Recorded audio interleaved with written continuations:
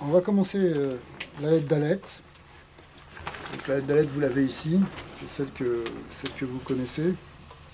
Elle est dans votre liste, c'est la 4e lettre. Donc, puisqu'on a déjà vu le Aleph, Bet et le Gimal.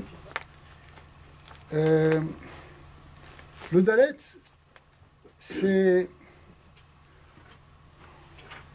En hébreu, hein, le mot Dalet, c'est le mot Delet. Delet, ça veut dire la porte. Et la lettre Dalet représente une porte. Il y a un trait horizontal et un trait vertical. Comme dans une porte qui en général définit un passage, mais un passage par rapport à un plan vertical. Donc pour dessiner un plan vertical, on va passer de l'autre côté de ce plan, par exemple de l'autre côté d'un mur.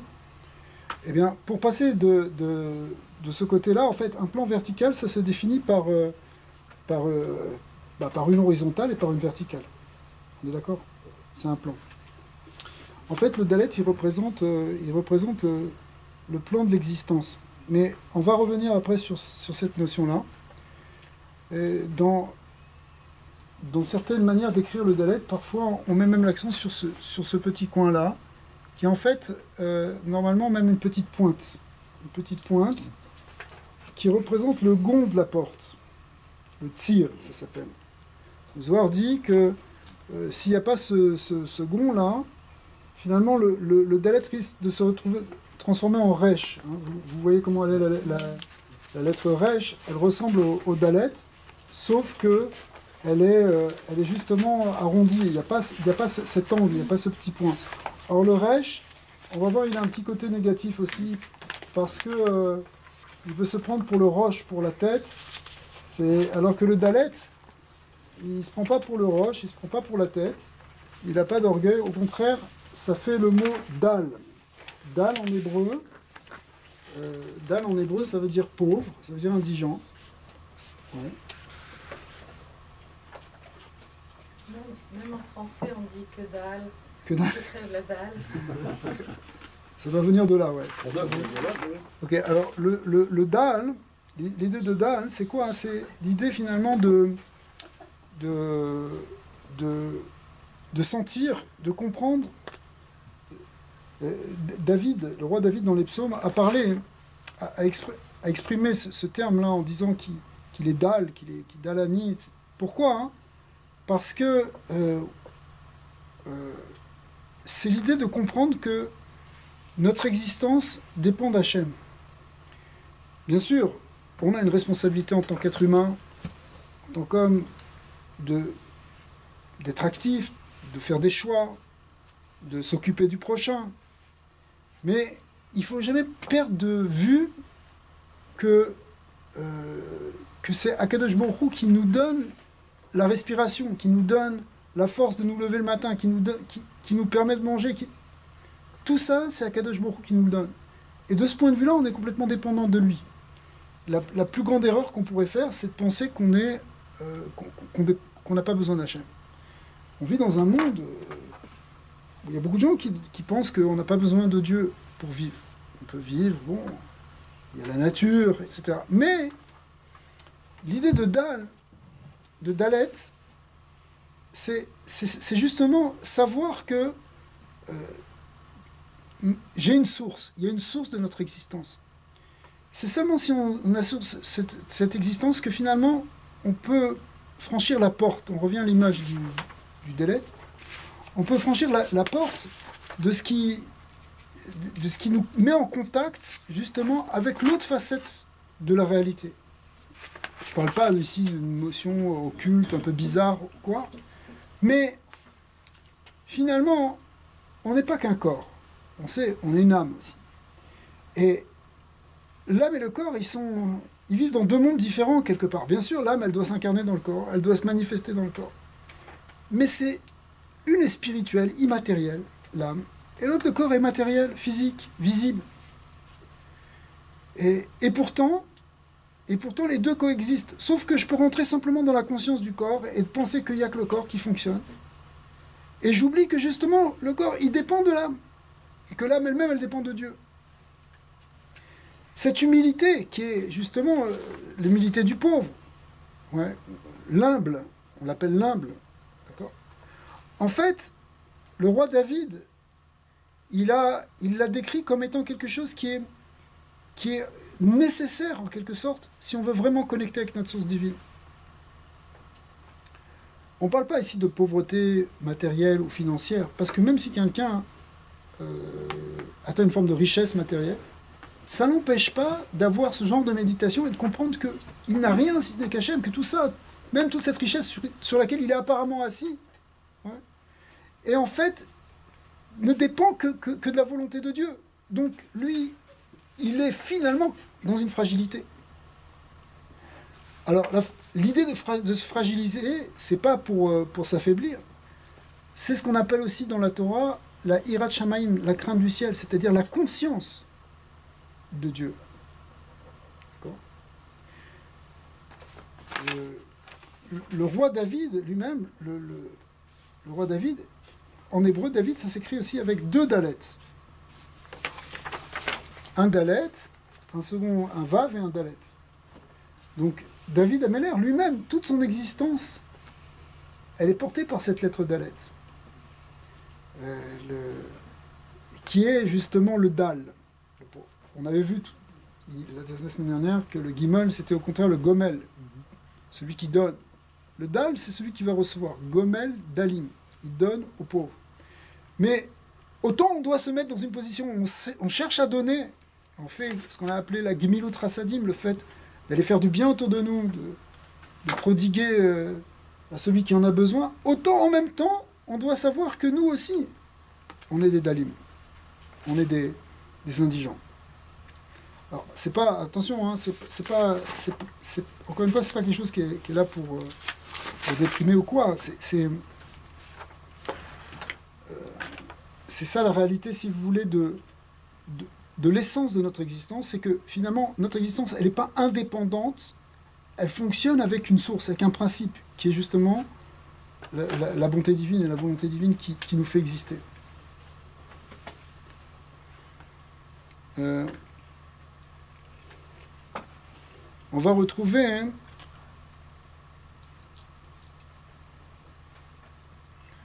il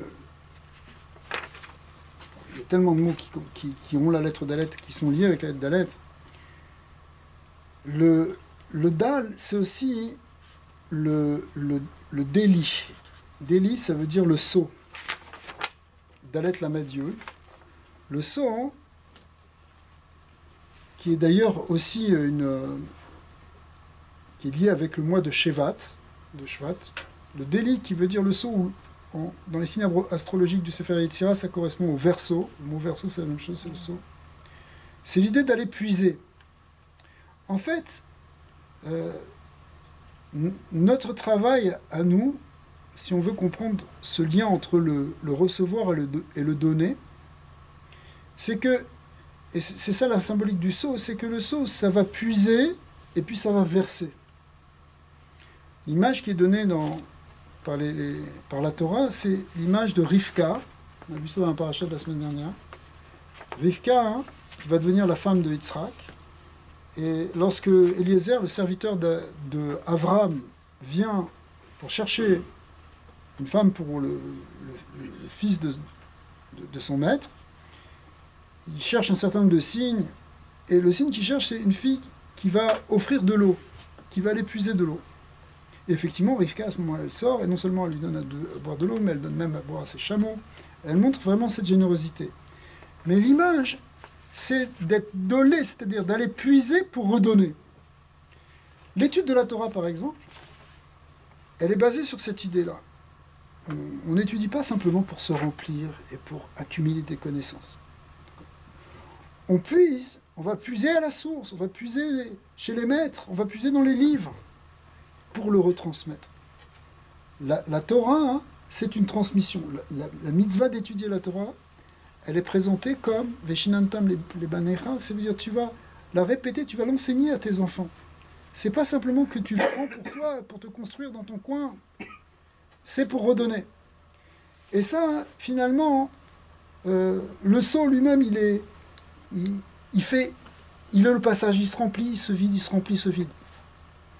Dans tous les domaines de notre existence, si on ne veut que se remplir, on va finir par éclater.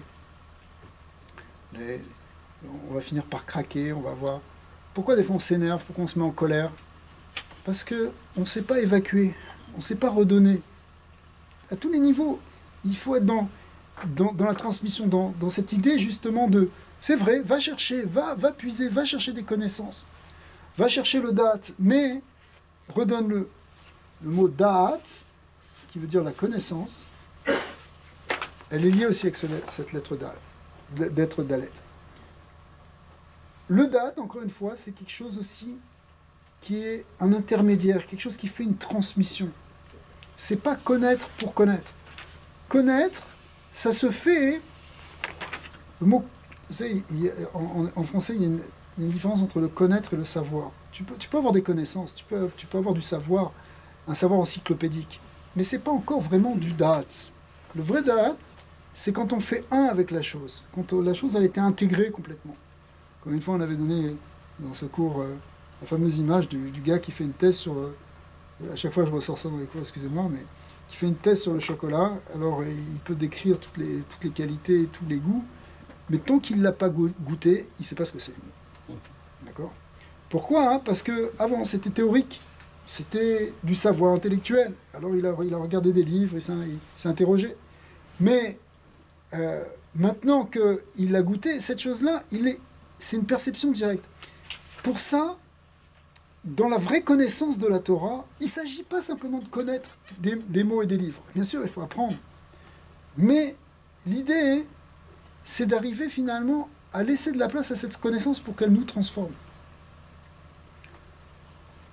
La pire des choses, dans l'approche de la connaissance, ce serait de vouloir avoir des connaissances pour avoir du pouvoir. On ne parle pas de cette chose-là. La vraie connaissance, c'est juste par souci de connaître, en fait, de connaître Hachem. La vraie connaissance.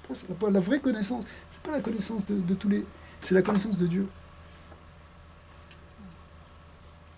La connaissance des choses inférieures, il faut faire attention parce que il faut la voir aussi. Vous savez, quand Adam et Ève étaient dans le Gan Eden, ils ont consommé finalement ce fruit interdit qui s'appelait le Etz Hadaat, Tov Vara, l'arbre de la connaissance du bien et du mal.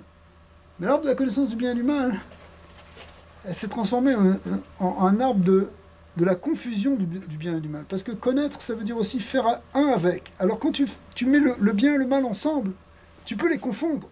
Et on l'a expliqué plusieurs fois que tu peux croire qu'une chose est bien alors qu'elle n'est pas bien. Il y a peut-être une chose bien avec quelque chose de négatif dedans, ou inversement. Oui. Et nous, on doit faire un travail de tri, de remettre les choses en place pour savoir où est vraiment le bien, où est vraiment le mal. Si on est vraiment sincère, si on est émette, si on est vrai, il faut qu'on sache où est-ce que c'est bien, où est-ce que c'est mal. Pas parce que ça nous arrange que ce soit bien, ou ça nous arrange que ce soit mal, ou par facilité, ou par lâcheté. Ouais. La vraie réparation de Adam et Ève, c'est-à-dire de l'humanité, c'est de replacer la vraie connaissance, savoir connaître ce qui est vrai ou pas. C'est ça la vraie connaissance d'Hachem. Avec Hachem, Dieu il est Émet. On a vu son sceau, c'est le Émet. C'est la vérité. Donc si on veut vraiment savoir, il ne s'agit pas de savoir des tas de trucs c'est peut-être très intéressant de savoir plein de choses sur les fourmis, mais est-ce que tu sais ce qui est vrai, ce qui est faux, ce qui est bien, ce qui est mal? C'est ça qui est important. Est-ce que tu sais quelle est la vraie volonté de Dieu? Est-ce que tu sais ce que Hachem il attend vraiment de toi? Ça c'est le vrai date. Mais pour ça il faut de l'humilité, il faut être comme un dalle, il faut savoir que c'est pas moi qui décide, c'est pas moi qui ai tout compris, c'est Hachem qui va noter, qui va nous donner la connaissance. Si on le cherche et si on se met dans cette position de recevoir et en même temps dans cette position de recevoir en voulant redonner, parce que si c'est juste pour recevoir, ça bloque à un moment. Il faut qu'il y ait un circuit. On pourrait faire le lien avec Chokma Bina. Oui. Il y a traditionnellement dans la Kabbalah, on parle de plusieurs mots pour désigner la connaissance. Il y a d'abord la chokhma, qui est la perception directe des choses. Quand on voit les choses telles qu'elles sont dans leur essence, en quelque sorte. Il y a la bina, qui est le développement, la construction qu'on fait à partir de ça, où on rentre plus dans les détails du sujet qu'on est en train de comprendre. Et vous allez me dire, mais si j'ai la chokhma, j'ai pas besoin de la bina, j'ai déjà tout compris d'un coup. Oui et non, parce que c'est vrai que tu as tout compris d'un coup, mais c'est tout d'un coup. Tu n'as pas encore vu tous les détails. C'est comme si tu rentres dans cette pièce, ton œil il capte tout ce qu'il y a dans la pièce. Il a tout vu. Ouais. Sauf que maintenant, si tu fermes les yeux, tu n'es pas encore capable de me décrire la couleur de chaque livre, etc. D'accord? Pourquoi? Parce que pour ça, il faut que tu fasses un travail d'analyse, cette fois-ci. Pas simplement de synthèse, où tu comprends tout d'un coup, ça c'est chokhma, mais aussi mais maintenant d'analyse, de savoir combien il y a d'étagères, etc. D'accord? Et quand tu as les deux, là, tu peux aboutir à la vraie connaissance de la chose. Mais cette connaissance-là, elle doit être un avec toi et te transformer. Ça a l'air un peu théorique ce que je dis, mais expliquons-le. Tu apprends une nouvelle notion de la sagesse.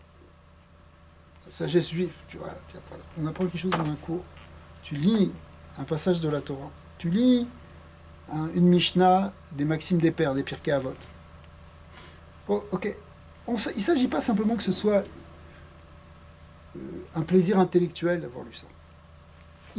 La vraie sagesse de la Torah, c'est que finalement, cette connaissance, elle devient un avec toi et elle te transforme. Je sais pas, il y a des choses qui nous transforment pas rapidement. Si par exemple quelqu'un il a une tendance à la colère. Okay. Alors maintenant il lit des livres qui parlent de la colère. C'est pas bon d'être coléreux. Hein. Les maîtres de la Torah nous disent que si on est coléreux, c'est comme si on faisait une forme d'idolâtrie. Pourquoi une forme d'idolâtrie? Parce que on a oublié le maître du monde. C'est notre Yetzirah qui nous domine maintenant. D'accord? Alors, toi tu veux transformer ta colère, tu veux arrêter de te mettre en colère. Alors tu vas lire des choses qui te parlent, voilà, comme par exemple ce petit passage du Talmud que je viens de vous dire, que c'est comme d'idolâtrie. Mais pas seulement ça. Tu vas voir des passages où on va voir des hommes extraordinaires qui étaient capables d'être patients, comme Hillel Hazaken, qui était un des grands maîtres de la Mishnah, qui s'énervait jamais. Alors, tout ça, tu vas les étudier, tu vas les méditer, tu vas les intégrer, jusqu'à ce que, finalement, toi aussi, tu vas petit à petit acquérir une forme de patience. C'est ce qu'on appelle transformer nos qualités, nos midotes.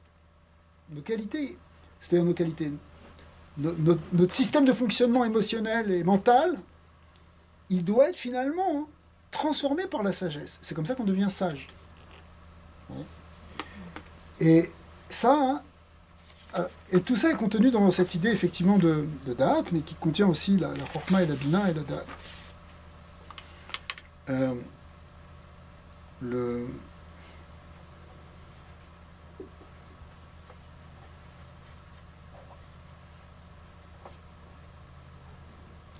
Il y a beaucoup de mots qui viennent, comme par exemple...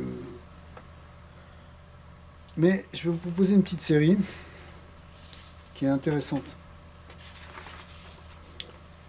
Il y a une série de mots qui est basée sur la racine dalet bet. Si on lit dalet bet, ça veut dire dove, qui est un ours, mais ça a aussi un autre sens peut-être. Mais si après je rajoute à cette racine dove, voilà, je vais l'écrire comme ça. Je vais l'écrire toujours.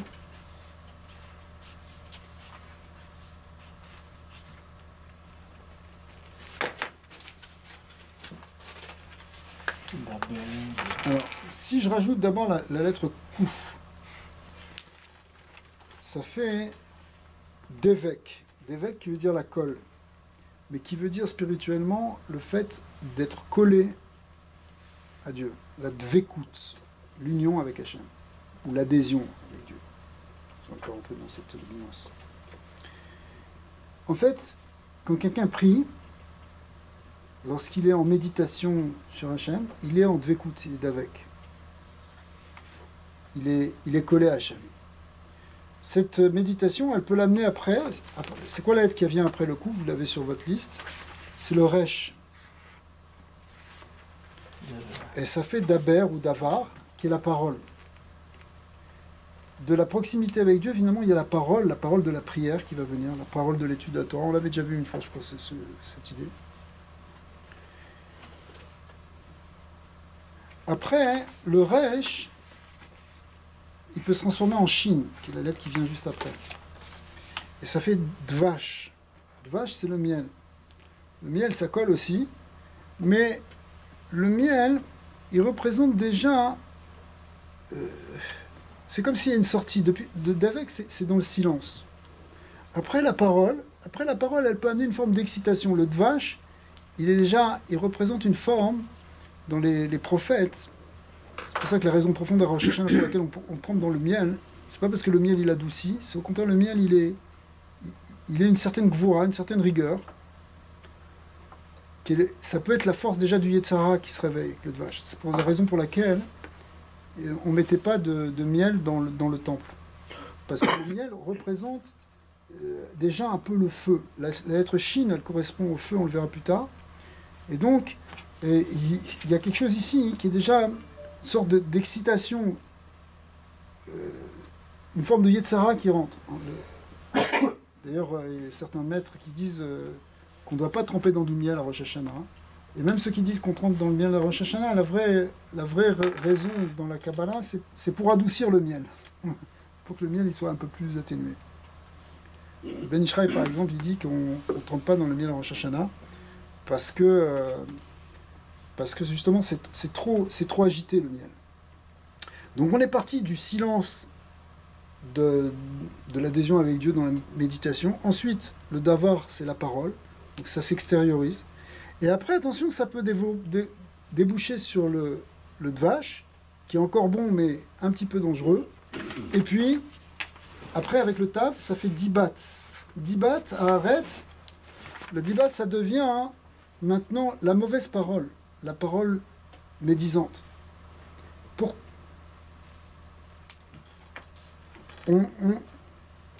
On a ici tout... C'est intéressant parce que ça, c'est une série de lettres, Koufre Shin Tav, et sur la même racine bilitaire de 2 lettres. Et on voit très bien que où est-ce qu'on se situe? Des fois, il faut parler, mais la parole laisse-la pas s'exciter et partir de manière négative jusqu'à ce qu'elle devienne une parole mauvaise. La parole mauvaise, c'est la parole qui dénigre, la parole qui dit du mal, ouais. La parole qui fait perdre espoir. Ouais. Au début, tu étais dans l'union avec Hachem, tu as commencé à parler, et il faut parler. Mais, attention où tu vas. Ouais.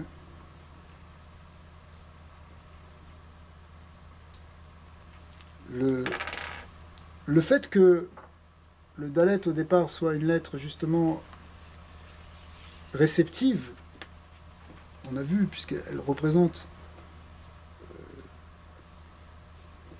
le fait de ne pas fonctionner de manière indépendante, mais de dépendre d'autre chose, ça fait qu'il peut y avoir une attraction vers quelque chose de négatif. Ça, c'est des concepts un peu de Kabbalah, mais oui. On aurait pensé que c'est plutôt le chet qui ressemble à une porte, puisqu'il y a 2 battants. Alors que dans le Dalet, il y a juste un seul battant. Oui, Avec cette ouverture-là, c'est comme si la porte va tomber. Le chet aussi, il peut représenter une porte. Mais le Dalet, en fait, au fond, il représente un plan. On va y venir. On va reparler de ça sur le Dalet. Quand on va parler dans la lettre E, vous allez voir pourquoi. Cette symbolique géométrique. Là, on a par exemple aussi, on peut avoir une lettre ici, si le Dalet, le Lamet devient un Mem, ça fait le Dam. Dam qui veut dire le sang. Ouais. Le sang. Il faudrait que je l'écrive en français, mais j'ai pas le tableau là. Sang, c'est le Dam. Donc, le sang, c'est pas quelque chose qui est forcément négatif comme symbole, parce que c'est la vitalité. La vitalité, elle passe par le dam. Et la Torah, elle nous le présente dès le début dans le Bereshit, quand elle nous dit qu'il y a dam ou un nefesh. Le sang, c'est la vitalité physiologique, physique. L'âme physique, ou l'âme, on appelle parfois aussi l'âme animale, elle se pose dans le sang. Mais en même temps, dans le sang, il y a une circulation, et même à un niveau très biologique, le sang, il peut être porteur d'oxygène, comme il peut être porteur de CO2, d'accord? Donc, il peut être porteur, si vous voulez, de vie, ou de son contraire, on pourrait dire comme ça, d'accord? Donc, ça représente l'idée que le sang, c'est quelque chose qu'il faut rapprocher justement de la vie. Il y a un sang de vie, Damaïr Chayir. Il y a des sangs qui sont de vie, ou il y a des sangs qui, au contraire, faire couler du sang, qui sont des sangs du contraire de la vie. Et c'est comme cette porte-là. On peut passer d'un côté, on peut passer de l'autre. C'est un lieu de passage, une porte. Et le sang, il passe par le cœur. Et le cœur lui-même, il est ce qui va faire le passage entre, d'un côté, l'Yetzeratov, le désir de faire du bien, ou le Yetzara, le désir de faire du mal. Puisqu'en nous, on a les deux désirs. Et qu'il nous est demandé de faire dominer que le désir du bien l'emporte sur le désir du mal. Ouais. Et Yetzaratov doit l'emporter sur le Yetzara. Et la lutte, elle se situe au niveau de notre dame, de notre vitalité physique. C'est pour ça que si on ne laisse pas de la place à quelque chose de supérieur, si on ne laisse pas de la place à la lumière d'Hachem, si vous voulez, dans notre existence, c'est le dame qui peut l'emporter. C'est le côté physique, c'est le côté émotionnel, le côté charnel, les choses de ce monde physique. Ouais. Mais on a aussi un côté spirituel. Alors, laisse de la place au spirituel. Laisse de la place au Yetzaratov. Le Yetzaratov, je répète, c'est le désir du bien. C'est l'instinct au bien, le désir du bien. C'est écrit que le Yetzaratov, lui, il vient plus tard dans l'existence. Et au début, quand on est, il y a d'abord un Yetzarara, et c'est seulement quand on devient adulte, à 12 ou 13 ans, on devient une grande personne en quelque sorte, que le Yetzaratov commence à prendre vraiment sa place. Et il faut lui laisser de la place. Il faut lui permettre d'entrer en nous. C'est pour ça que quand on fait des bonnes actions, quand on étudie la Torah, quand on cherche le bien, quand on va vers le bien, on donne de la force à cette pulsion du bien en nous.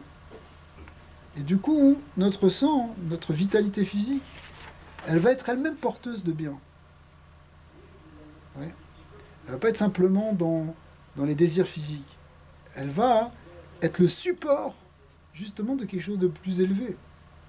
Et c'est ça ce qu'il faut faire. C'est-à-dire que pas laisser notre corps être simplement lui le maître et avec ses désirs.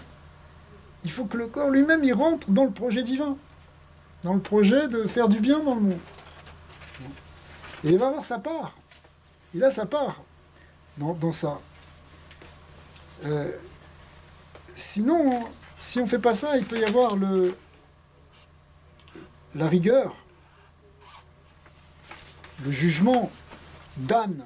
C'est-à-dire du même, on passe au noun, qui est la lettre d'après, et donc on a le jugement, on appelle le din ou le dan, ça dépend comment on le voit, peu importe. En tout cas, ça veut dire ici que les maîtres de la Kabbalah nous disent que les rigueurs qu'il y a dans le monde, les difficultés qu'il y a dans le monde, elles sont augmentées parce que justement on ne fait pas ce travail sur le dam, sur le côté du Yetzara. Il y a un principe qui est connu que si tu te juges toi en bas, on ne va pas te juger d'en haut. Qu'est-ce que ça veut dire? Ça veut dire que si tu es capable toi-même de te remettre en question, de faire ce qu'on appelle en hébreu, cette fameuse expression que vous avez déjà entendue, Cheshbon HaNefesh, c'est-à-dire de se regarder honnêtement, de savoir qu'est-ce qu'on fait, où est-ce qu'on en est, qu'est-ce qu'on a fait aujourd'hui, par exemple? Tu peux le faire ça le soir avant de te coucher. Qu'est-ce que j'ai fait de ma journée? Si tu le fais, finalement, tu n'as pas besoin de subir qu'on te l'amène par ailleurs. Parce que tu t'es amené toi-même. Parfois, quelqu'un il ne veut pas regarder tout ça, il laisse sa vie comme ça. Il lui arrive quelque chose, c'est en fait, en quelque sorte, la providence divine qui vient et qui l'appelle à se remettre en question.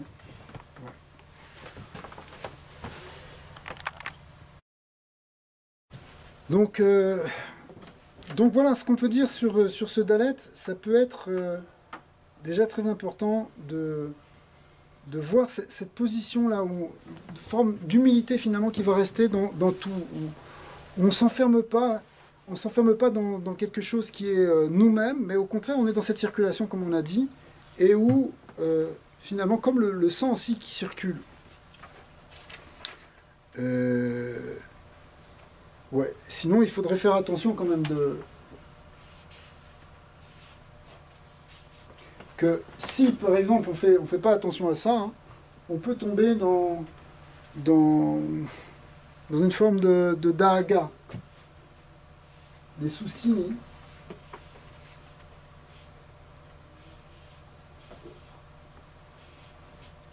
La dahaga, ça veut dire les soucis.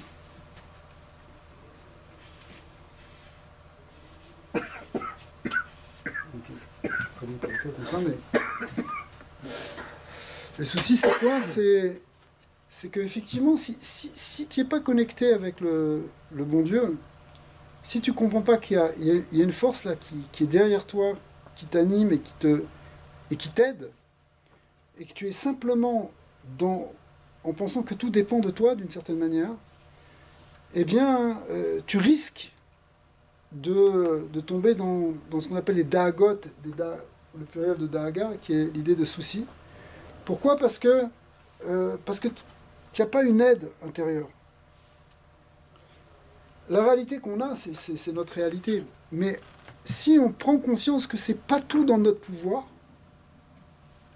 qu'on lâche en quelque sorte, c'est ça l'idée du Dalet, c'est qu'on lâche à Hachem en quelque sorte, eh bien, ça enlève pas mal de soucis, pas mal de stress. Le lâcher-prise, c'est un terme moderne en psychologie. Le lâcher-prise, c'est une forme finalement un peu psychologique de la Emouna, où on s'en remet au bon Dieu. Enfin, j'ai vu un psychologue moderne qui expliquait qu'est-ce que ça veut dire le lâcher-prise. Il disait, c'est pas ça. Si je fais ça, j'ai lâché et j'ai perdu ce que j'avais. Lâcher prise, je lâche prise, il ne reste plus rien. Il disait non, le lâcher prise, c'est ça. Ce que j'ai, je vais le garder, hein, mais j'ai ouvert ma main et je suis réceptif à autre chose. Je ne suis pas là crispé sur ce que je possède, sur ce que je suis, sur mon existence, dans la peur de la perte, de peur de perdre ça, etc. J'ai ouvert. Je m'ouvre à la providence divine. D'accord ? Ça, c'est l'être Dalet. Elle ouvre la porte vers la providence divine. D'accord ? C'est comme si tu ouvres ta porte et il y a le soleil à l'extérieur. Tu peux la laisser fermer ta porte, mais tu vas tout le temps dans les ténèbres. Ok ? Et on parle ici de la porte de notre cœur. Si on ouvre notre cœur, si on ouvre cette porte à Hachem, on va enlever beaucoup de soucis. Hachler el Hachem, renvoie à Hachem toutes tes difficultés. Ça ne veut pas dire que tu te déresponsabilises. Et j'aime bien cette image de ça. Ça ne veut dire pas que tu laisses tout tomber, au sens où tu te laisses complètement aller. D'accord ? Mais c'est que tu t'ouvres. Tu ouvres ta main, tu ouvres ta main, ton cœur, à quelque chose de supérieur. Et les choses vont changer. Quand tu te laisses de la place, finalement, au Créateur qui est infini, ben c'est là qu'il peut y avoir des miracles. Pourquoi les grands saints, les tzadikim, ont des miracles? Parce que eux, cette ouverture-là, elle est maximum chez eux. Donc ils laissent de la place à l'infini. Ils sont tout le temps en train d'ouvrir la place à Hachem.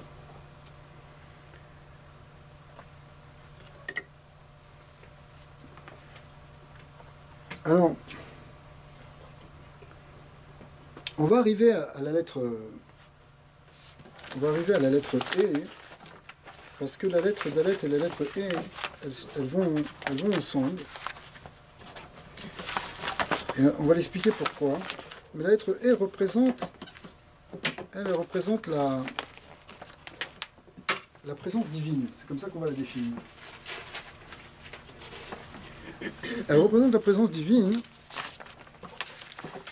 mais en même temps, si vous voyez le Dalet, force est de constater qu'elle se ressemble beaucoup. D'accord? C'est-à-dire qu'on a la Dalet qui est comme ça, et là on a encore un Dalet, sauf qu'il y a un trait qui est là. Okay. Alors là on va rentrer un petit peu dans une symbolique un peu assez importante, qui est marquée dans les écrits des kabbalistes. C'est que le nom d'Hachem, le tétragramme, vous savez, il est très sacré ce nom, c'est le nom le plus sacré, on le prononce même pas, il est ineffable. Dans le temple, on pouvait le prononcer, en dehors du temple, c'est beaucoup plus difficile parce que il y a une grande sainteté qui est attachée à ce nom. Il est l'expression en réalité de la volonté de Dieu, c'est celui qui fait être, c'est l'idée de verbe être. Mais il y a une symbolique aussi simple et qu'on peut expliquer, qui n'est pas négatif de l'expliquer, c'est que le tétragramme, ça s'écrit Yud Ke Vav Ke, les 4 lettres du Yud Ke Vav Ke, je ne sais pas si j'en ai ici, c'est dans d'autres documents. Mais ça s'écrit d'abord avec un Yud, et le Yud représente le point. C'est la plus petite lettre, vous l'avez ici, là, c'est la 10e lettre. Cette 10e lettre, c'est la plus petite lettre. Symboliquement, elle représente un point. On verra après, quand on rentrera dans le Yud, qu'elle a plus que ça. Si on la regarde plus, elle a plusieurs points en elle. Mais finalement, elle représente au départ le point. On a vu au début, quand on a parlé du bête, que l'existence, elle vient d'un point infinitésimal. Que c'est d'un point que Dieu a fait jaillir toute la création. Un point, ça ne prend même pas d'espace. C'est la volonté divine de créer le monde. C'est ce désir-là de créer, cette intelligence de créer qui est concentrée en un point à partir de quel tout va jaillir. Ensuite, le point, si on va plus loin, il va se développer sous une forme de ligne. En fait, une ligne, c'est un lien entre deux points, où c'est exactement le prolongement du point. C'est-à-dire c'est un point qui s'étire, qui s'étend. On est déjà dans une forme d'étendue. Donc il y a le point, puis après il y a la droite, il y a la ligne. C'est représenté par la lettre Vav, la 6e lettre de l'alphabet, qui vous le voyez, on va l'expliquer après le Vav. Ce Vav qui est là, qui est vu comme un axe vertical. Et puis, après le point, et après la droite, on peut arriver au plan. Je fais exprès de représenter le plan comme on l'a représenté dans le Dalet, puisque pour qu'il y ait le plan, il faut qu'il y ait en fait deux droites, une intersection de deux droites, c'est ça qui définit un plan. Donc, il y a le point où tout est contenu, Dieu, c'est sa volonté. Après cette volonté, elle commence à s'exprimer, à descendre dans le monde. Après, elle commence à s'exprimer dans l'existence, dans le Dalet. Mais, après le plan à 2 dimensions, il y a un espace à 3 dimensions. Cet espace à 3 dimensions, il va demander, bien sûr, un plan, et ensuite, une 3e direction. A priori, on va la voir comme perpendiculaire. Et cette 3e direction, elle va être représentée maintenant sous forme du « et ». Le « et », c'est le plan plus une 3e direction. Évidemment, c'est une représentation symbolique comme projetée sur 2 dimensions. Mais en fait, cette lettre « et », on aurait aussi très bien pu la voir comme quelque chose qui a 3 dimensions. Okay. Et là, finalement, on a retrouvé les 3 lettres qui constituent le tétragramme, le Yud, le Vav et le E. c'est expliqué dans les grands textes de Chassidut fondamentaux, que le nom Yud Kevavke, il représente la construction du monde, de l'univers, une fois que Hachem a commencé l'univers. Cependant, ce nom Yud Kevavke, il existe bien avant l'univers aussi. Il existe dans le plan totalement invisible, en Dieu, si vous voulez, dans l'essence de Dieu. Son nom fait un avec lui. Et puis, il y a le tétragramme en tant qu'il vient être le modèle de toute la création. Là, j'ai parlé du côté un peu des géométriques physiques. Mais en fait, on a ici le principe de l'être, de tout ce qui existe. Hachem, par ce nom-là, il fait vivre et exister toute la création. Alors, ici, le « et », c'était juste une petite parenthèse qu'il faudrait développer sur la notion du tétragramme. Mais le « et », il représente en fait, justement, la présence de Dieu qui doit s'installer dans ce monde. Dans ce monde à 3 dimensions, dans ce monde physique.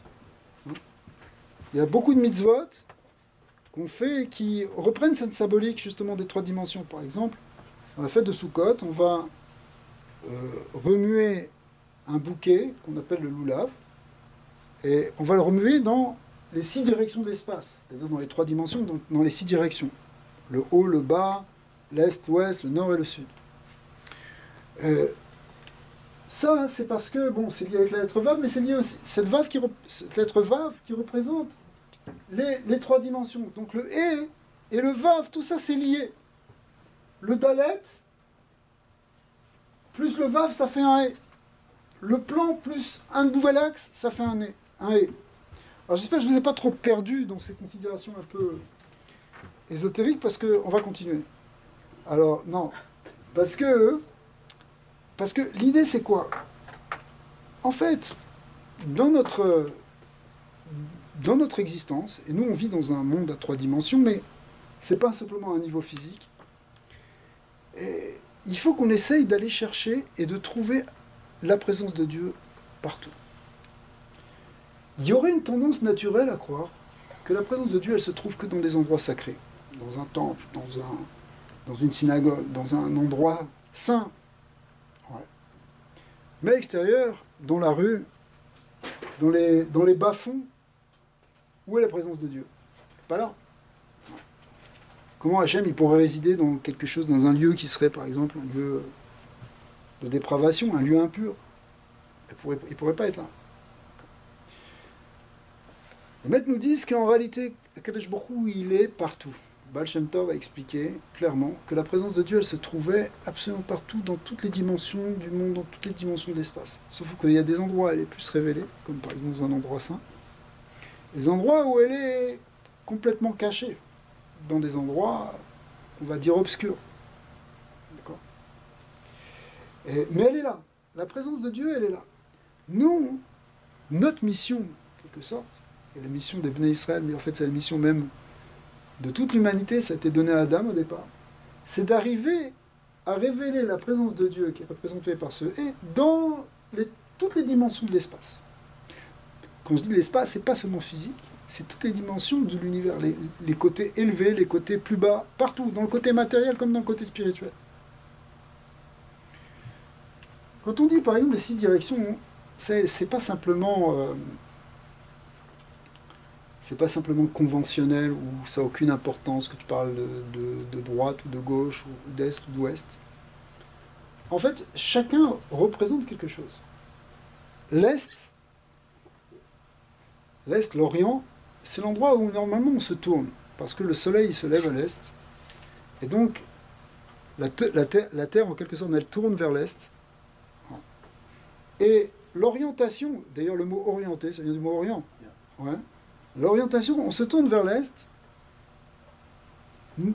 Ce qu'on dit dans la halakha, c'est qu'on se tourne vers Jérusalem. Mais souvent, Jérusalem est à l'est. En réalité, théoriquement, si on est au nord de Jérusalem, on se tourne vers le sud. Mais c'est quand même une orientation parce qu'on va vers la source, on va vers l'origine. De même que l'est, c'est l'origine du jour, c'est l'origine de la lumière, c'est l'avant, si vous voulez. L'Orient. Alors alors, on se tourne vers ça, parce qu'on va, on va de l'avant, on va vers notre source, quand je dis notre source, c'est un peu paradoxal, mais on va hein, justement vers la source de lumière. Donc, l'Est, il va représenter quelque chose. Il représente l'avant, il représente le... On se tourne vers cet avant spirituel. L'Ouest, c'est l'arrière. C'est le dos, c'est le passé. Ouais. L'avant, c'est l'avenir en même temps. Ce qu'on a laissé derrière, c'est le passé. Ben, de temps en temps, on se tourne vers le passé.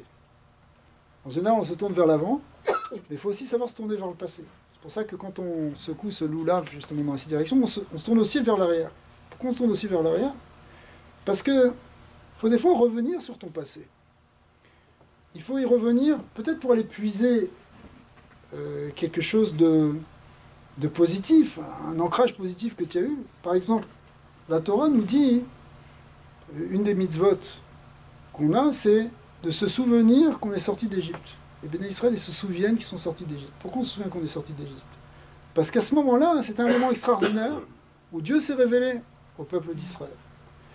Et aller chercher dans cette mémoire, pour l'activer dans le présent, c'est quelque chose qui ramène cette présence divine qui a été révélée à ce moment-là, on le ramène maintenant dans notre existence.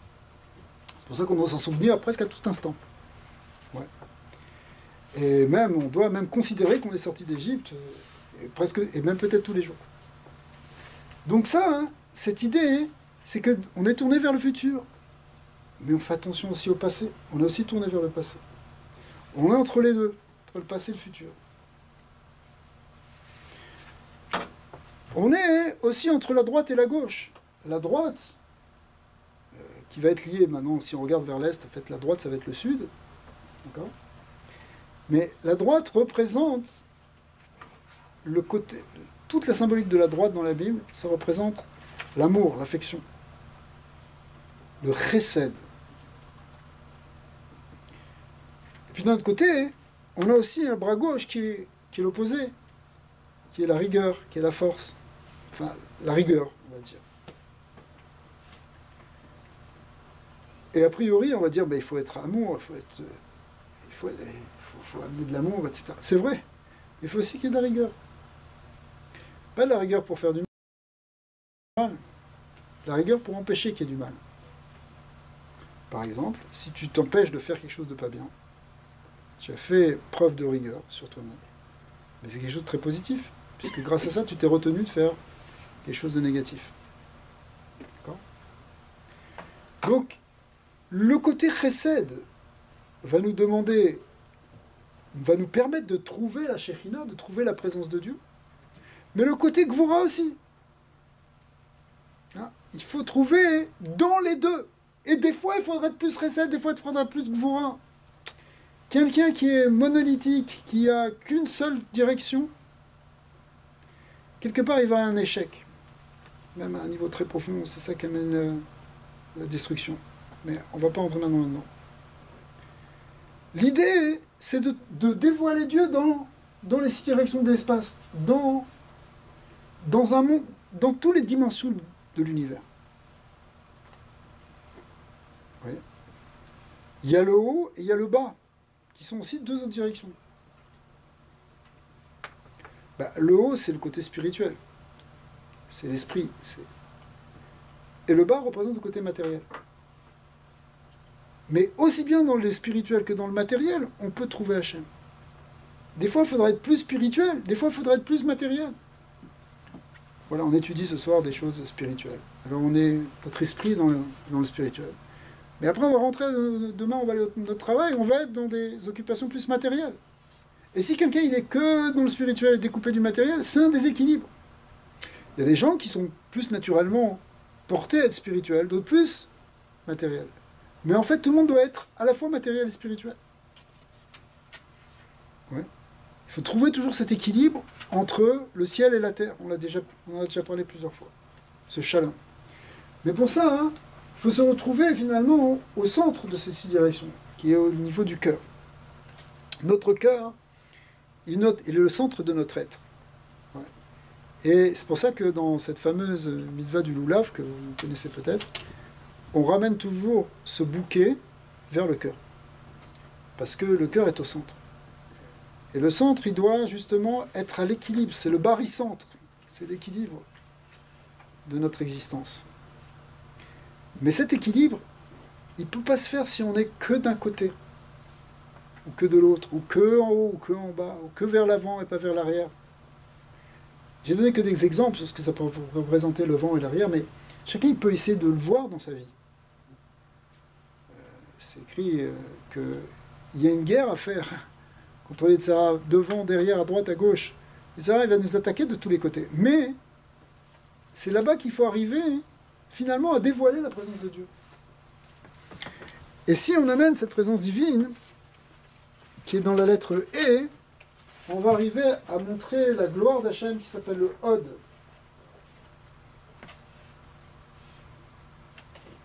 Hod qui veut dire la gloire divine qu'on doit dévoiler sur terre. Et cette gloire, regardez comment elle est écrite, avec justement les 3 lettres de E, Vav, Dalet. Le grand prêtre, qui était comme Aaron à Cohen, grand prêtre du temple, il sortait du temple avec le Hod, avec la gloire.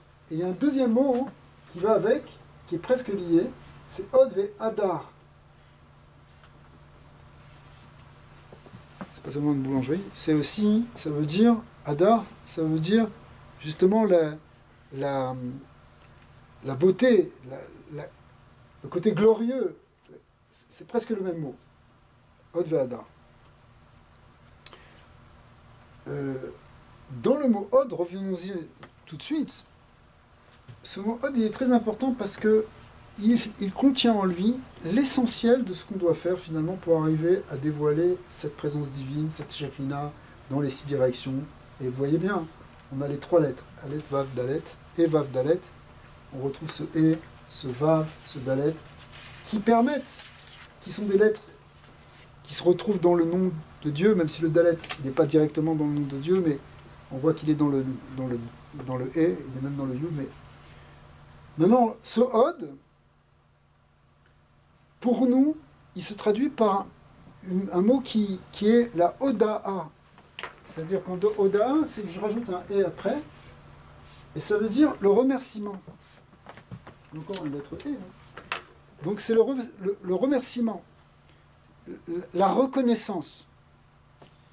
Et cette idée de reconnaissance est absolument fondamentale dans l'existence des hommes et dans l'existence des hommes qui veulent laisser de la place à Hachem. Déjà, l'existence des hommes entre eux, si on n'est pas capable d'être reconnaissant vis-à-vis de celui qui t'a fait du bien, il y a un autre terme en hébreu qui s'appelle akaratatov, si on n'est pas capable d'être reconnaissant de ça, cette ingratitude, qui est le contraire justement de la Oda, c'est la non-gratitude. Oda, ça veut dire gratitude, on peut le traduire comme ça.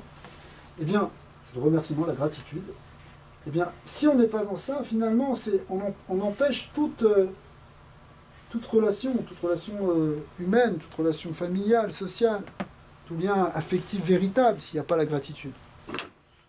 Si un enfant n'a pas de la gratitude vis-à-vis de ses parents, si un homme n'a pas de la gratitude vis-à-vis de sa femme, et inversement, comment tu peux construire une famille?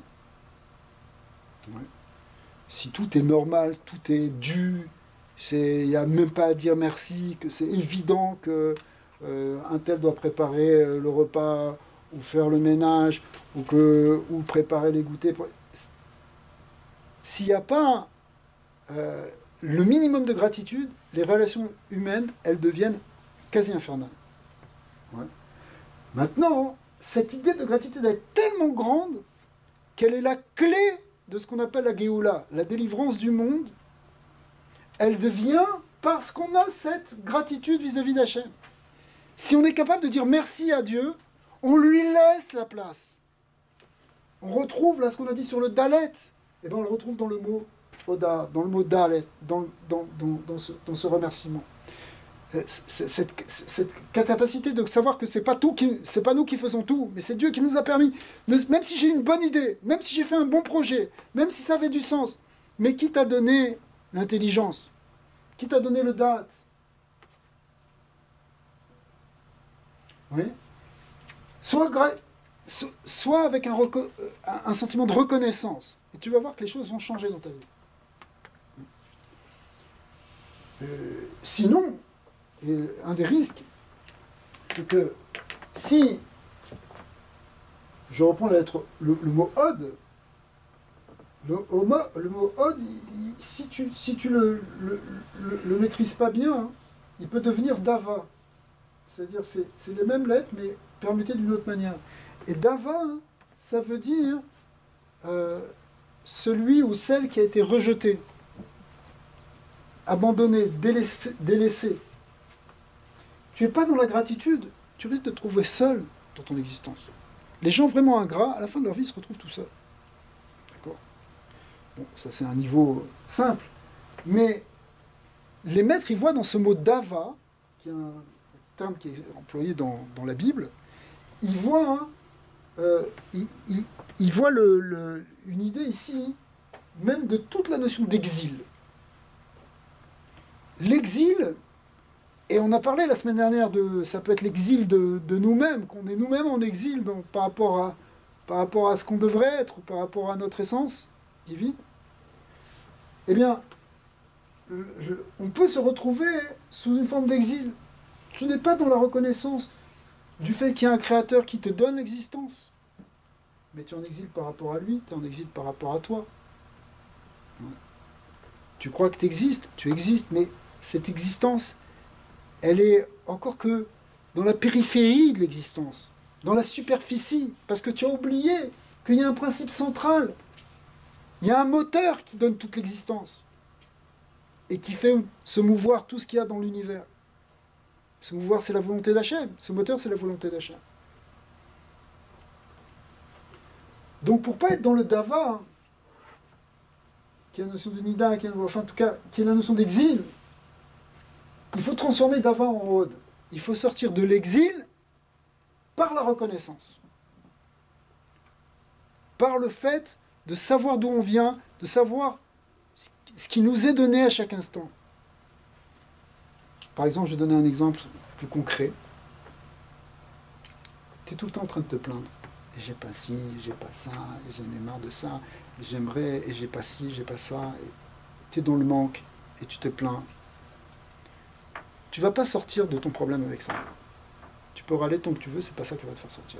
Des fois, tu peux prier sincèrement et dire Hachem, j'en peux plus, j'ai besoin que tu m'aides. C'est normal.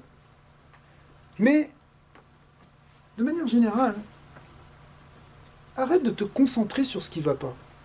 Regarde tout ce qui va bien. Il y a plein de choses qui sont bonnes. Ok, tu as un problème ici, par exemple, financier à régler. Mais est-ce que tu es content que tu peux marcher sur tes pieds? Est-ce que tu es content que tu peux manger normalement? Est-ce que tu es content? Est-ce que tu peux remercier Dieu que tu peux regarder le soleil? D'accord. Va dans un hôpital, dans un 6e étage quelque part, et tu vas voir que c'est pas gratuit, c'est un don véritable que Dieu il te fait. C'est un don gratuit au sens où finalement on ne le mérite pas. C'est rien qu'Hachem qui nous donne ça. Mais concentre-toi sur toutes les bonnes choses que tu fais. Si tu commences à faire lister toutes les bonnes choses que tu as dans ton existence, tu vas voir que tu ne vas pas t'arrêter. Tu peux remercier pour tout, pour les gens qui t'entourent, pour tout le bien. D'ailleurs, c'est ce qu'on fait quand on fait une bénédiction sur un verre d'eau. On fait une bénédiction sur un morceau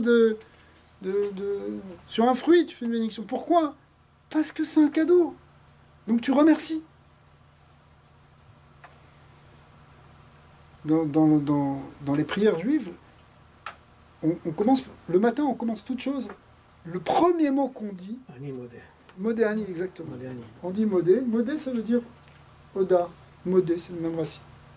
On remercie Hachem de nous donner l'existence, de nous faire confiance pour nous donner l'existence. C'est la première chose qu'on fait. Merci Hachem que tu m'as redonné mon âme. Et parce que tu as confiance en moi. C'est magnifique. Dans cette phrase-là, et le Rabbi Lubavitch explique toujours que cette phrase-là, elle contient déjà tout ce qu'on va faire dans la journée. Tout le judaïsme, il est dans cette phrase-là. Pourquoi? Parce que tu remercies Dieu, que Dieu il a confiance en toi et qu'il te donne la vie. Après ça, tu vas détailler. On va se lever, on va se préparer, se laver, etc. On va commencer après ça à faire 18 bénédictions. On remercie maintenant plus dans les détails. Merci que tu m'as donné la vue, que tu m'as donné de quoi me revêtir. tout ce que tu m'as donné de quoi marcher. On remercie Hachem déjà pour toutes ces... On fait des bénédictions. Parce que c'est pas simplement une question de rituel, c'est une question d'état d'esprit. Être capable d'être dans le remerciement par rapport au Créateur. Et plus tu vas le faire, écoutez bien, parce que ça c'est une vraie clé. Plus tu vas être dans ça, plus tu vas voir des miracles dans ta vie. Plus tu vas voir que les choses vont... Parce que tu ouvres la porte à l'aide divine. Tu laisses la présence divine rentrer dans ton existence. Parce que tu remercies. Remercier, c'est ouvrir. C'est ouvrir et redonner. On retourne dans cette circulation dont on a parlé tout à l'heure. Et les gens qui ont changé, qui ont dit, aujourd'hui, ça y est, maintenant j'arrête d'être toujours dans cette négativité, toujours en train de critiquer, toujours c'est à cause de cela, c'est à cause de ci, et le gouvernement, et les machins, et les impôts, et qui sont tout le temps en train de dire, et ils veulent nous faire, et le système. Arrête avec le système, arrête avec les impôts, arrête avec les ennemis, arrête. Regarde ce qu'il y a de bien dans ta vie. Remercie le Créateur. C'est des choses très très simples. Merci Hachem. Eh bien, tu vois que tout d'un coup, tu attires des forces positives, pas des forces négatives. Le gars, il se plaint tout le temps, et bien il a toujours ce qu'il est en train de dire, il l'attire. Dis des choses positives, dis merci, tu vas attirer des choses positives. C'est comme si un enfant, tu veux lui donner des cadeaux, tu veux lui donner des cadeaux, et puis lui, l'enfant, tac, il les prend, il est ingrat, il les jette sur son père. Ok. Au bout d'un moment, le père a dit, ok, on va moins lui en donner. Mais si quelqu'un il dit merci à chaque fois, tu as envie de lui donner. Ça c'est un sentiment tout à fait humain, psychologique, de quelqu'un qui veut donner à quelqu'un. Hachem, il peut donner sans fin et sans limite. Mais dans le système du monde, quand tu es ingrat, tu bloques la bénédiction. D'accord ? Alors que quand tu es dans la gratitude, tu attires la bénédiction. Okay ? Donc, si on arrive à retenir de ces lettres-là, ce message-là, là on a gagné quelque chose de très important parce que on a changé de fonctionnement dans notre existence. Regarde bien à droite, à gauche, en haut, en bas, dans toutes les dimensions de ton existence, dans ce qui s'est passé dans ton passé. Il y avait du bien aussi, c'est pas simplement que tu as été abandonné, jeté, tout, maltraité, tout ce que tu as pu subir. Regarde aussi, fais le listing des bonnes choses qui te sont arrivées quand tu étais jeune. Regarde derrière le bien. Le futur, arrête de le voir, qu'il va y avoir la troisième guerre, c'est ce que tu veux, tout est infernal. Non, regarde, avec espoir, regarde les possibilités bonnes de ce que toi tu peux produire dans ce monde. Okay. Regarde vers l'avant. Même chose dans toutes les directions. Alors, ça c'est une grande clé en fait qui est un des messages du nom de Dieu, du nom de Kevavke. C'est que l'existence, elle est là pour donner de la vie, elle est là pour permettre finalement à Hachem de se révéler dedans. On pourrait dire que si on veut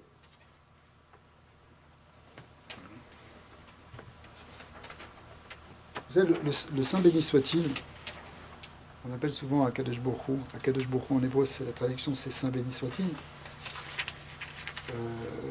Akadosh Baruch Hu. C'est une expression très importante pour désigner le fait que Dieu est saint et qu'il est au-delà du monde et qu'il est très grand. Alors, d'un côté, on a le « et » qui représente la présence de Dieu qu'on doit trouver dans notre existence, et en même temps, la lettre « et », c'est la première lettre du mot « ou ». Je vais l'écrire ici. Ouais. Ouais. Bayom Ahu, la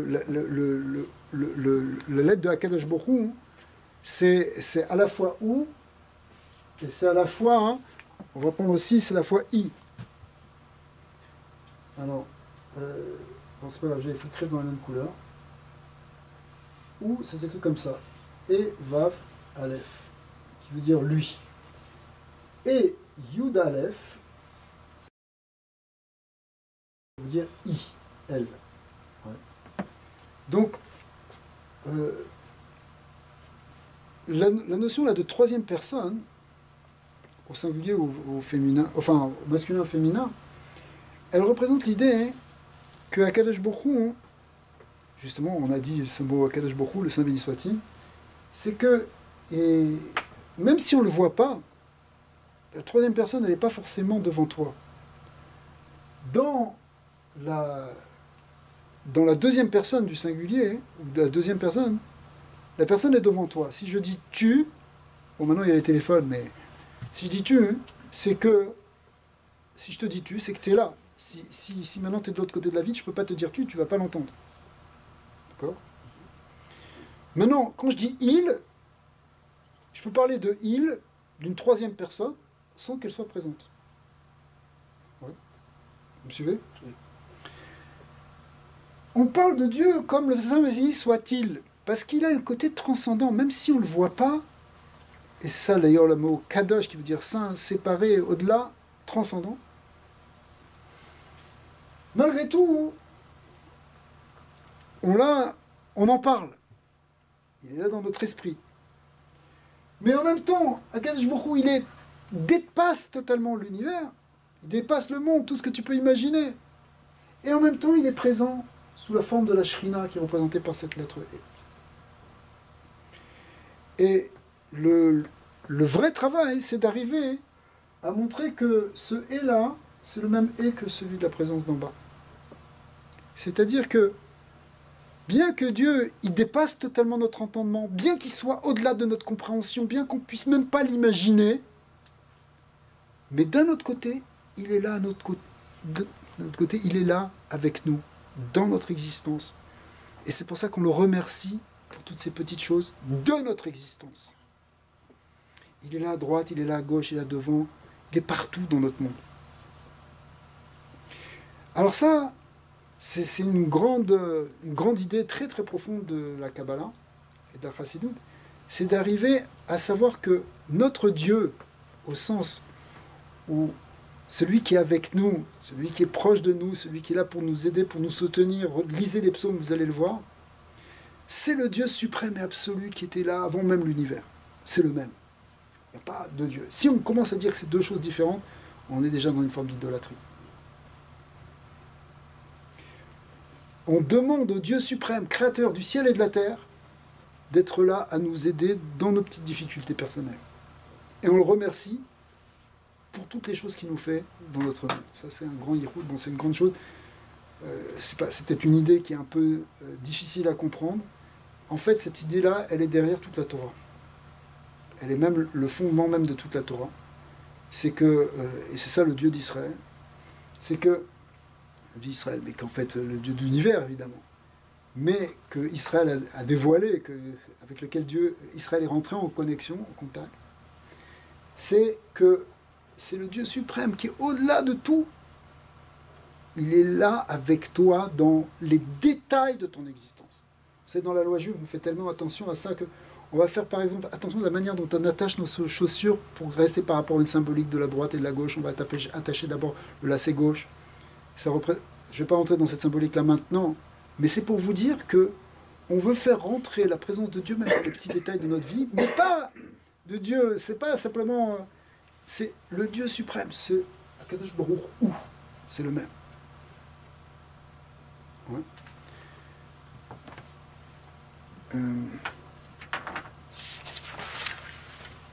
Ok.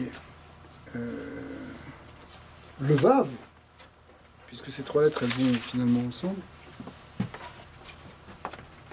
Est-ce que je l'ai déjà? On va le mettre comme ça.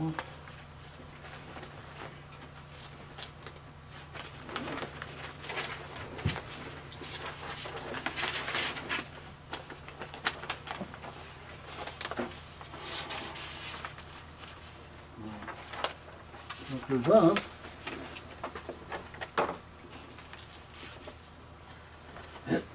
bon, vous voyez ici c'est comme un Vav. Le Vav, dans la symbolique, il représente maintenant le crochet. Le mot Vav en hébreu veut dire un crochet. Effectivement, c'est une certaine forme de crochet, quelque chose qui vient accrocher.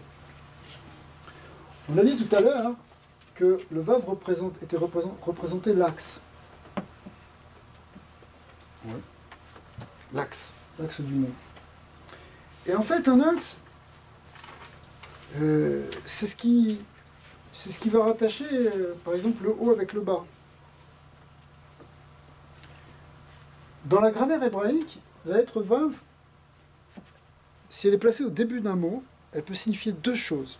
Soit elle peut signifier la particule et, et, c'est-à-dire c'est une particule de conjonction.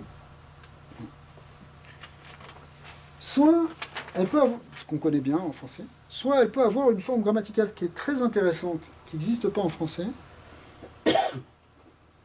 Elle a une forme, lorsqu'elle est placée devant un verbe, elle peut transformer le temps du verbe. Je m'explique. Si vous avez un verbe au futur et que vous mettez un vav devant, le sens de ce verbe deviendra maintenant un sens passé. Ça va devenir un passé. Et inversement, si vous avez un verbe au passé et que vous avez mis ce vav devant, il va devenir un verbe futur.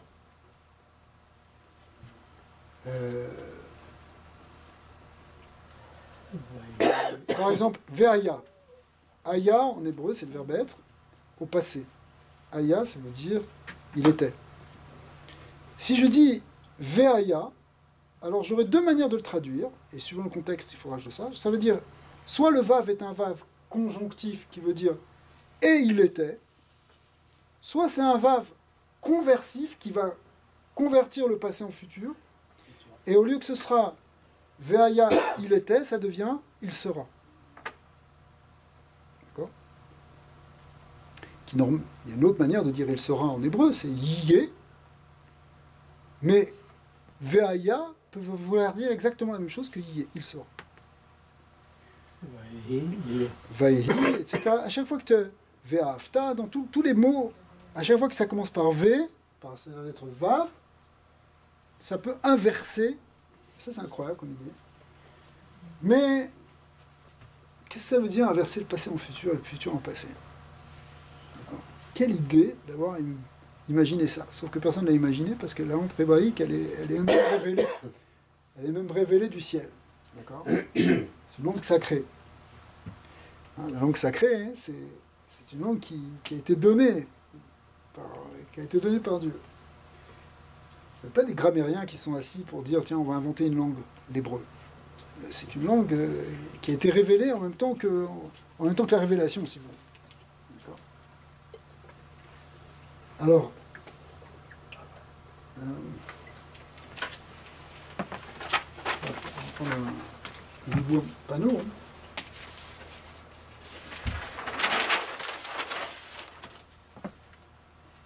Si je dessine un plan,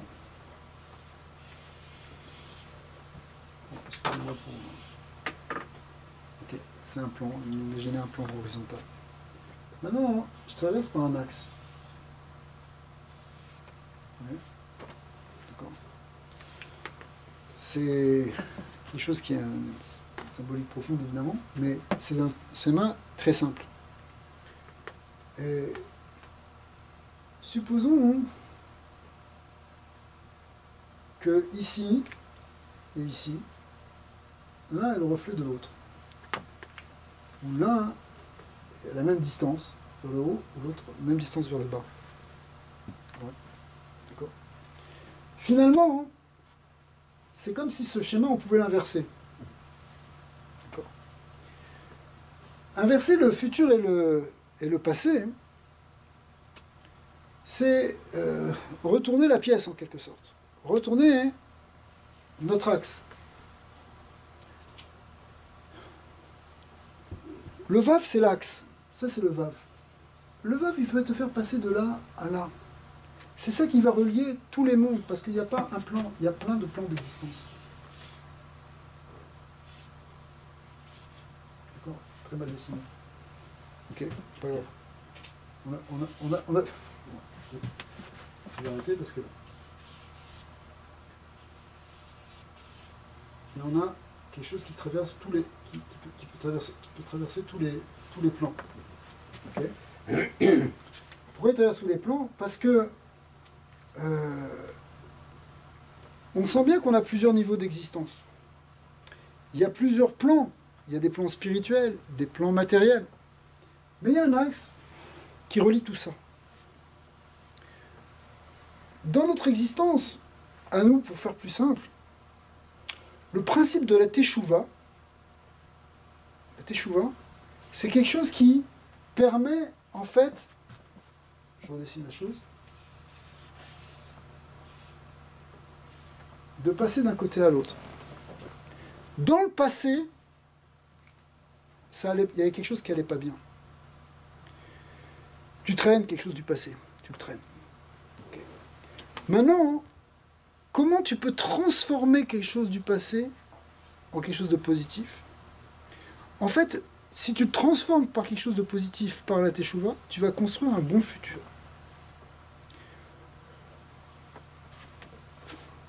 Je suis allé un peu vite dans tout ça. Le passé, c'est quelque chose qui n'existe plus a priori. D'accord? On ne devrait même pas s'en soucier. Une fois que c'est passé, c'est passé. Qu'est-ce que tu peux y faire? C'est trop tard. Okay? Peu importe. Mais ça ne marche pas comme ça. Pourquoi? Parce que ce qui est dans le passé détermine aussi le présent, d'une certaine manière, bien sûr, et risque de déterminer le futur. Si j'ai pris des mauvaises habitudes quand j'étais jeune, ben je les traîne aujourd'hui. D'accord?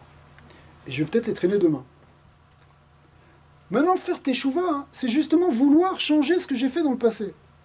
J'ai fait telle chose qui était négative, j'ai pris telle mauvaise habitude, je veux la changer, et si je la change en réalité, je vais ramener maintenant les choses pour faire un futur meilleur. Ouais.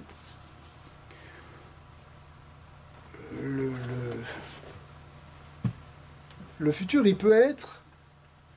Le futur, ça peut être quelque chose qui est l'accumulation du passé. Vous savez, on parle de Gilgulim dans la Kabbalah.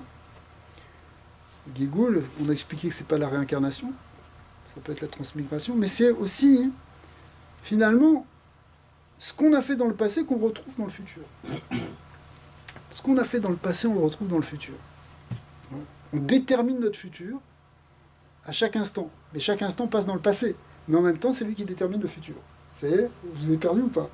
Parce que j'ai essayé, ça a été dur.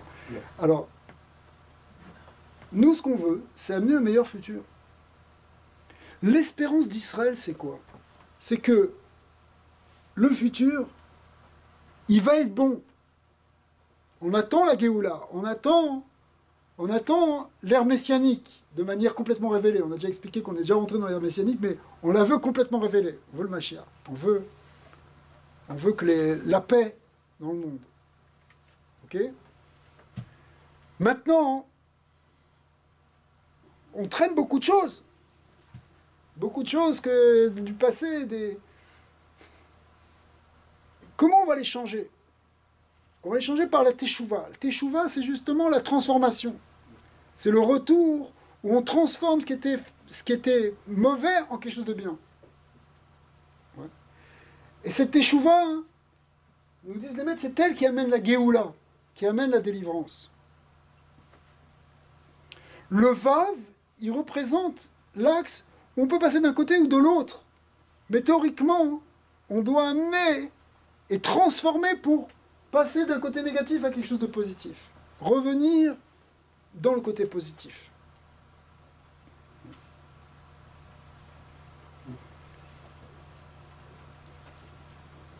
Le passage du futur au passé, je ne l'ai pas expliqué, mais c'est pas grave. Peut-être ce qui se passe dans le Aleph. Oui, et dans le Aleph aussi, parce que dans le Aleph, tu as raison. Parce que dans le Aleph, tu as un Vav, et puis tu as un Yud qui représente le bas, et le Yud qui représente le haut.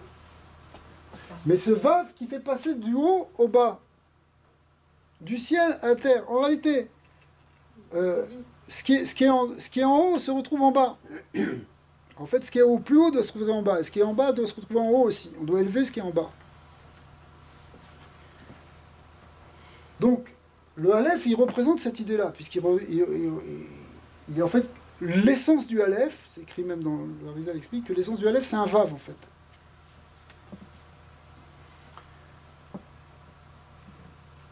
Donc, maintenant qu'on a le Yud, le Vav, le Dalet et le He, là, en fin de compte, on a déjà tout le projet du fonctionnement métaphysique de l'univers. Et en même temps, ce qu'on doit faire avec.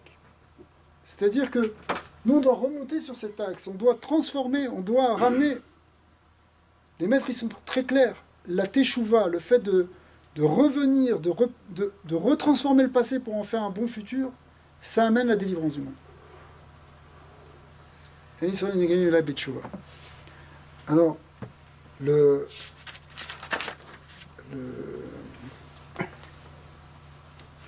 on a quelque chose qui est fondamental dans toute cette lettre Vav, qui est l'axe de la création. Quand Jacob fait un rêve, il se couche par terre et il voit une échelle qui monte jusqu'au ciel et qui est plantée sur la terre. Et il voit des anges qui montent et qui descendent sur l'échelle. Et il voit le trône divin en haut, et il voit la terre en bas. Mais cette échelle, elle est elle-même le Vav, elle est l'axe du monde. L'axe qui permet de connecter avec l'essence divine et de la descendre en même temps sur terre et de la manifester sur terre.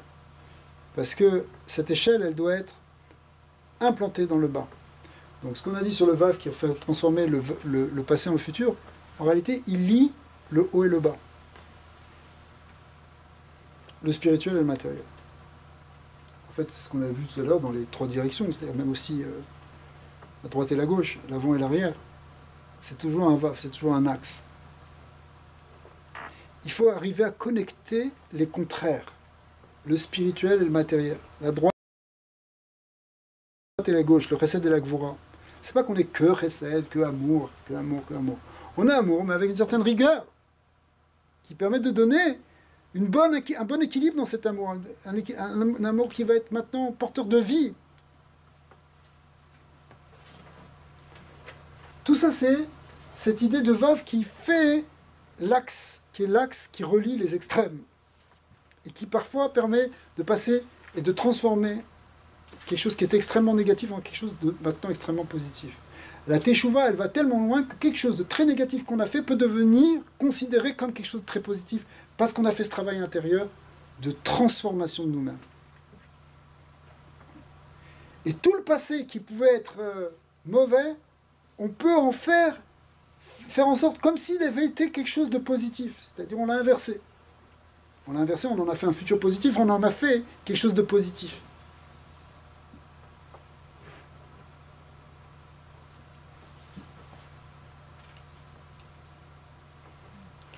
Donc avec ces quatre lettres, ces trois lettres qu'on avait aujourd'hui, le Yud, le Vav et le Dalet, le E et le Vav, on a déjà une bonne idée de ce qu'on va faire. On verra la suite un peu la prochaine fois. D'accord. Plaisir. Merci. Merci.